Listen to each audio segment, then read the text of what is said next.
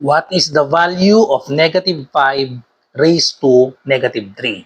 So gamitin lang natin dito yung negative exponent rule. We have x to the negative n that is equal to 1 over x to the n. Okay, so bumaba lang yung exponent, naging positive na siya. Okay, so i-apply natin. So we have negative 5 raised to negative 3.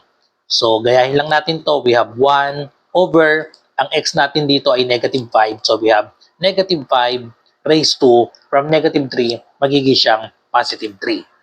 Then, simplify lang natin. Negative 5 cube, ibig sabihin yan ay tatlong factor ng negative 5. So we have negative 5 times negative 5 times negative 5. So i-evaluate lang natin yan. So we have 1 over tatlong negative, ibig sabihin yan ay negative. Then multiply, 5 times 5 is 25, times another 5, we have 125.